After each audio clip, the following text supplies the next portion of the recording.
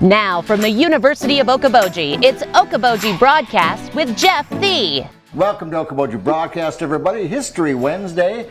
We're at the Dickinson County Museum, and I've got my friend Mary Dreyer here with. She's a director of this whole darn thing. Oh, and that's a scary thought. you do great, Mary. It's a scary thought. Yeah. You know, I think over the winter, we may have come in here to get some cutaway shots. This is the old. This is the old section of the Dickinson County Museum, but it's not climate controlled.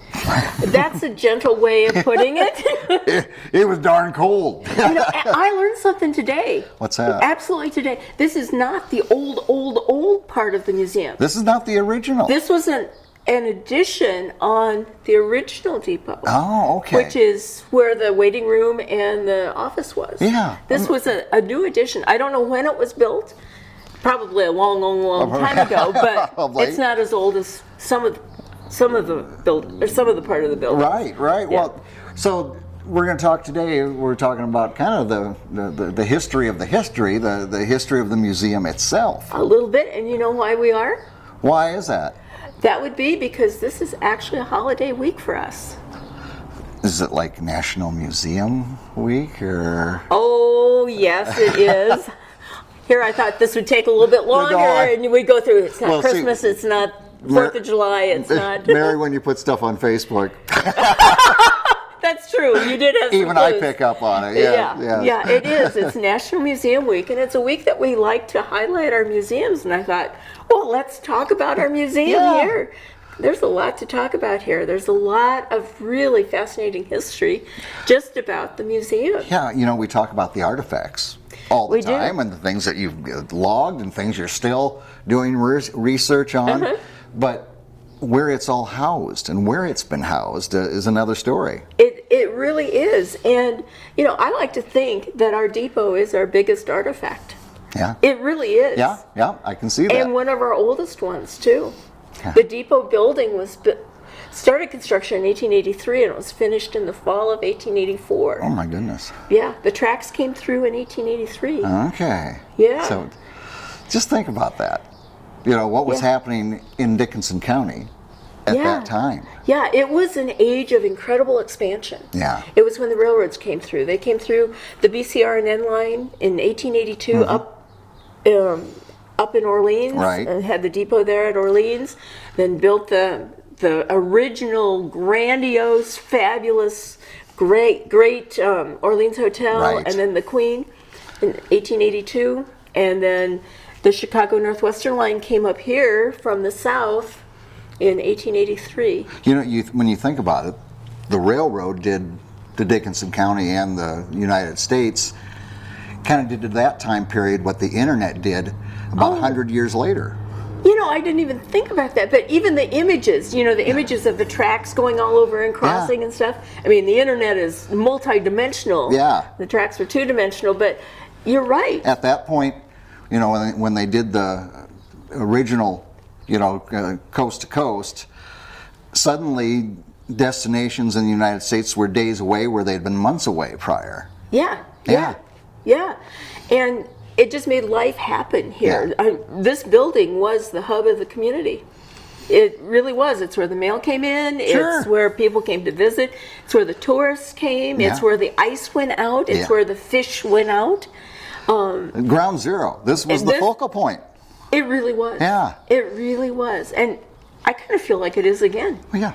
And that just makes my little heart pitter patter. Pitter patter. yeah, it does. You know, though, the museum wasn't always in this building. You told me that before we got going, and that shocked me. I had no idea about that. Yeah, and it's kind of a well-kept secret. Actually, the story of the whole Dickinson County Museum and the Dickinson County Historical Society and Museum, Inc., which is the 501(c) corporation that oversees us. Right. It's our like motherlode and mothership sort of thing. Was started in about 1961. Oh my. There were, I believe it was around 60 people that got together and decided that Dickinson County needed a historical society. Yes.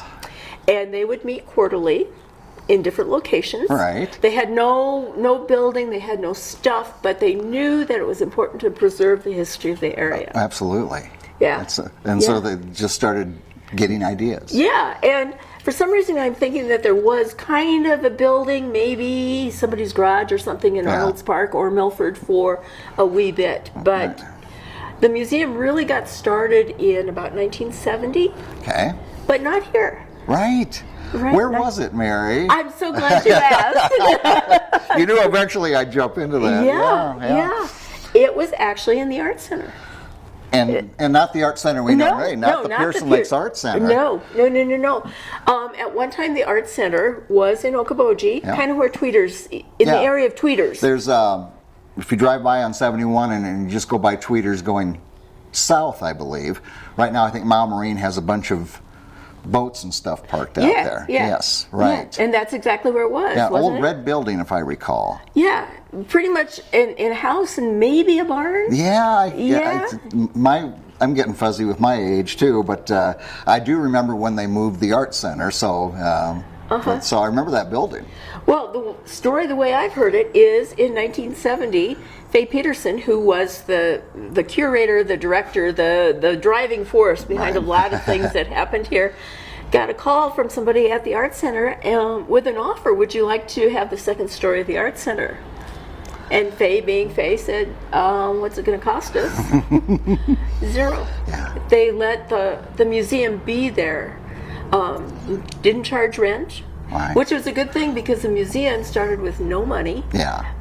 Just living on a shoestring. I read an article today that Faye Peterson actually went to the dump in Wahpeton to get brooms and other cleaning things. To clean it up? To clean, Going to the dump to clean it. And for 1 year, the total expenses of the museum, $32 Man. for cleaning supplies. That's incredible. Isn't that incredible? And they went out and solicited artifacts from people, both on long-term loan and also as gifts. And that's where a lot of this began then. Exactly. Okay. Exactly. Wow. And so it's the museum spent 2 or 3 years there in the Art Center building, and then they had an opportunity to purchase the depot. And who owned the depot? The Chicago Northwestern Line. They still owned it at that time? They owned the depot. Okay. There was hardly any activity here, train-wise. Still a little. Freight trains came through. But they had closed the depot. Nobody lived here anymore. Okay. And so the museum, Faye Peterson, I'm sure was a big part of this, had a community fundraising drive, came up with $5,600 wow. to purchase the depot, and an extra $1,000 to purchase the track on the west side of the road. Wow. Yeah. This was in 1973. I bet that was a big move. I mean, when you think about it, going from the upstairs in that little building to all of a sudden, hey, we got some room to work with. And I wonder what the condition was of the interior at the time. I know the exterior at that time it needed some work. Yeah. It had gone into disrepair. Sure. But I don't know what the interior was like at that time. Yeah. Be fun to find some pictures of that. It would. Yeah. It would. I haven't seen any. Yeah. I haven't seen any. Put the word out there. That's how you find stuff. But in true community fashion, it wasn't like the board members, or it wasn't a moving van that moved the stuff from the Art Center to this location. Right. It was the Kiwanis or the JCs. I think it was Kiwanis. Okay. Banded together to move all the stuff here. How cool is that? Yeah. And that was what year again? That was in 73. 73, okay. Yeah. So it was a big deal for them to move into the depot. Yeah. And what's even cooler is it was the first depot in Iowa to be used as a museum. I'll be darned. And it's the only depot left in Dickinson County. So it was a really big deal. That would have been a big deal. It really was a big deal. Yeah. Have you looked at like the Spirit Lake Beacon or anything from that? And you have, okay. I had to, prepare for today. We actually did show prep this time around. At least 10 minutes. But I can only imagine there was articles and so forth on, They had a book signing. Don Hofshammer had written a book about it was called Prairie Oasis, and it was about the steamboats and also about the railroads here in Dickinson County. Wow. And he came to the dedication and did a book signing, and so it was a huge big deal. Wow! So here we are, just about 50 years later on that. Is that right? 73 40. to no, yeah. No, I liked your other idea. It made me younger. Well, 73 is the year I graduated from high school. Okay, all right. Yeah. I don't know what I was doing in 1973, but, but yeah. So here we are, almost 50 years later. Yeah, and we are still doing what the original founding members of the Dickinson County Historical Society and Museum, Inc. wanted to do, which is preserving Dickinson County's past. Preserving and enhancing it. Yeah, daily. Exactly. And, our mission statement today that the board worked on over the winter is inspiring engagement by preserving our past. Yeah. So we've added that inspiring engagement line. But we are still doing what the founding fathers and mothers wanted to be done here. Yeah. And doing it in style as well. Well, I like to think so. And with a smile on our faces. With a smile on your face and a song in your heart, skipping your step. I just keep throwing those things out there. Yeah. But we don't just preserve things here. We also house a lot of resources for people to use when they're researching things. Yes. We have a room that's filled with files from A to Z on anything that you'd want to know about the area. We have lots of old photos. We have old school books. We have registers from the old hotels and things like that. We've got really cool stuff here, and it isn't all out on the floor. No, well, and of course all the old Spirit Lake beacons, like if you're looking something up, it's right there at your fingertips. It's so nice. Yeah, it's great. It's great. We also, as part of our new mission statement, we want to provide opportunities for people to engage with each other and with their stories, and also find out how their story interweaves with the story of this county. Yeah. This county's history is so fascinating, and I'd be willing to bet that almost everyone who walks through this door can find a way to plug into the story that helps them tell their own story. Yeah. And we're huge about that now. Yeah. Well, when we talk about something from 20, 30 years ago, and I started interjecting, well, I was at KUOO and we covered this, and and so you've got one spot in history, and then you start getting all these stories. You get kind of a 360-degree view of the one event. Yeah. By people saying, I was there as a kid, or whatever it may be. A great example of that, Jeff, is our Wednesday morning way back when sessions. Yeah. We had this one this morning. We had 15 people here. We had some newbies. Seems like we are getting more and more newbies all the time, and we indoctrinate them well. But a question started out with, okay, so are the docks on the lake public or private? I mean, it was just a simple question. Yeah. And fortunately, we had an expert here who worked for the DNR, and so he could say, well, this is the right thing and this isn't. And then from there, we delved into the Orleans Hotel. We delved into water lake levels. We delved into kind of the seamy side of Arnold's Park. Yeah. What else did we talk about? Vacationers. I had never thought until this morning, the people that came to like the big old Orleans Hotel and the Inn back in the day, the glorious fine old hotels, right? Were they people like you and me, Jeff? Or were they the hoity-toities? And I'm just going to guess that they were more affluent, had a little more money. Yeah, and people like us would have been camping. Right. There weren't, it was like kind of two levels, and I had never considered that. Yeah. It would have been expensive to stay in the grand old hotels. Yeah. So we had a great conversation about that. What's so fun is that this guy over here knows this, and this one over here knows this, and it's just fun to interweave through these stories. Yeah. Well, you start piecing it together. Yeah, and we all learn from it. Yeah. And we laugh a lot. And that tapestry just gets brighter and brighter, more vibrant colors, because you're getting more information from different people. Yeah, that's right. And another thing that's cool, a few weeks ago we welcomed 5th graders from Spirit Lake here And we had about 90 kids here over the course of an afternoon, and we set up stations and had different adults sharing stories of how things were in different ways. We had a couple of people here talking about these old tools and what they did, and the kids were just fascinated by them. We had a woman here who spins and weaves and knits, who demonstrated how prairie women or kids growing up in a log cabin, for instance, would have been the ones who carded the wool to get it ready for their moms to spin and then knit with. And we had a retired school teacher here that taught penmanship and taught the kids how to write their names in cursive. You know, that had to have been a shock.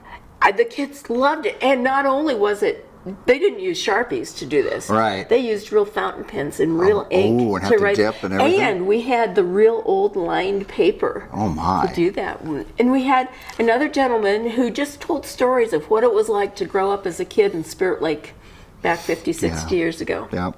It was so, the kids wanted more. That's They cool. wanted more. There's so much cool stuff happening here, Jeff. Yeah, and there's more to come. There is way more to come. There is way more to come.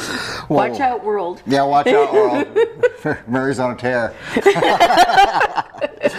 All right, my friend. Now, what are your summer hours now? Oh, I'm glad you asked. Our summer hours we are open Tuesday through Saturday from noon to 4. Okay. With the addition of being open 10 to 4 on Wednesdays so that you can come and take part in our Way Back When Wednesday conversations. Right.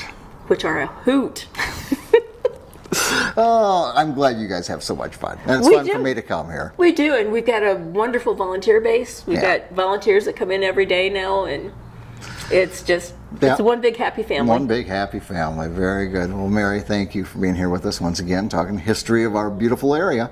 Well, I'm always glad to do this with you, Jeff. All right, Mary Dreyer again. Dickinson County Museum, history's coming alive here, and you come in, you can check it all out. We want to thank her for joining us. Hey, thank you for watching us right here on Okoboji Broadcast. Okoboji Broadcast from the studios at historic Arnold's Park Amusement Park is brought to you in part by the Scott Troutman State Farm Agency in Spirit Lake, Quest Wealth Management, a financial advisory practice of Ameriprise Financial Services, advisor Jan Spielman, AJ Spielman, and Erica Wachholz. The headquarters of the University of Okoboji is at the Three Sons, open Monday through Saturday 10 to 5 and Sunday from 10 to 4. Bank Midwest, dream big, plan wisely, live well. Lakes Regional Healthcare and Avera Partner. Ruthven Locker at the Lake, where carnivores are welcome on Hill Avenue in Spirit Lake. Beck Engineering in Spirit Lake. Be Radiant Laser Skin Studio in the Okoboji Plaza in Okoboji.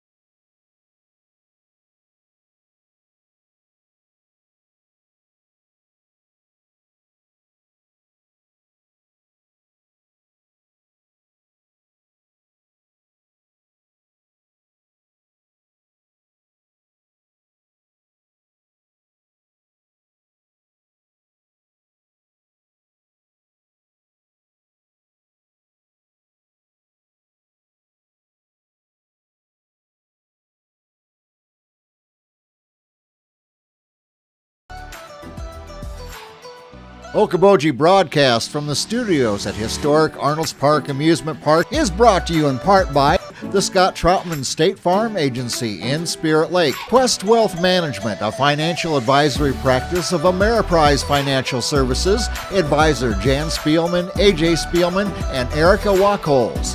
Ducky's Marine and Motorsports Repair in Spirit Lake. Bank Midwest, dream big, plan wisely, live well. Lakes Regional Healthcare and Avera Partner. Ruthven Locker at the lake, where carnivores are welcome on Hill Avenue in Spirit Lake. Beck Engineering in Spirit Lake.